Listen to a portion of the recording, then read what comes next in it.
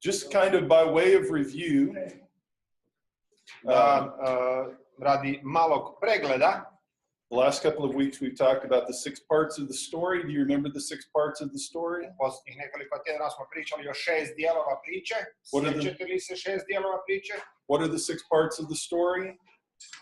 Kojih je to 6 dijelova? Stvaranje, slom, savez. That's a good answer, but not yet. Dobar odgovor, ali ne još. Savez. Number 4, 4 is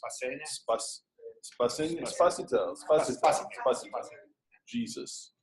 And then, and then 5 is Crkva and completion. Good.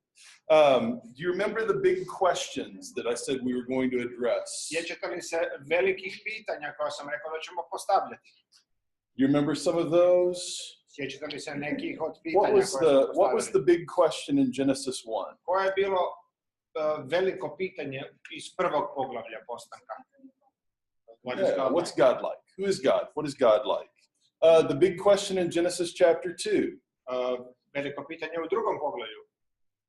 What are we like? What does it mean to be human? Kakvi smo mi? Yeah, znači something biti like čovjek?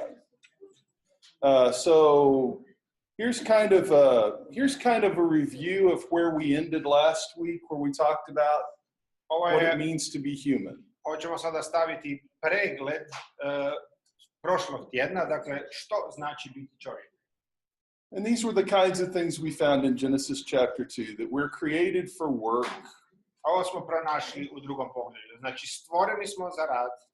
That we're made for something bigger than ourselves. Stvoreni smo za veću svrhu od nas samih. God didn't just create Adam so that Adam could enjoy life and do things for himself. Bog nije stvorio Adama samo zato da bi Adam mogao uživati u cijelom svijetu koji je stvoren za njega. Adam had a purpose. Adam was supposed to take care of the garden. Adam je imao svrhu. Njegova svrha je bila da se brine za vrt. We said last week that we are morally responsible. Prošli tjedan smo rekli da smo moralno odgovorni. God gives us choices to make. Bog nam daje odluke. And we have to face the consequences of the choices that we make. I mi se moramo suočiti sa posljedicama naših odluka. In Genesis chapter 2, it's God tells Adam and Eve not to eat the fruit from that one tree. U drugom poglavlju postanka to je ono kad Bog kaže Adamu i Evi nemojte jesti sa drva spoznaje dobra i zla. So do this and don't do that. Dakle, radite ovo, nemojte raditi ono. That's a moral choice. To je moralna odluka. And we find the effects of that, the consequences of that today. A posljedice toga, te odluke, mi osjećamo i dan danas. What about the idea that we're made for relationships? Where do you find that? Što je sa idejom da smo stvoreni za više odnose? Dakle, stvoreni za odnose, općenito. What does Genesis 2 say that tells us? Što drugo poglavlje govori o tome, što je dokaz u drugom poglavlju da smo mi stvoreni za odnose?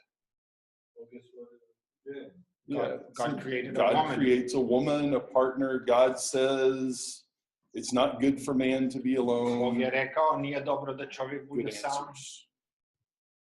What about the idea that the humans are higher than the animals? They're not just animals. Što je sa idejom da su ljudi viši od životinja, da su iznad životinja? Where do you find that in Genesis chapter 2? Gdje u drugom poglavlju vidite da je čovjek iznad životinja? Yeah, you have the naming. Dakle, on im je imenovao. On je životinje imenovao. Dakle. He gives names to the animals. Dakle, imenovanjem stječe pravo nad njima.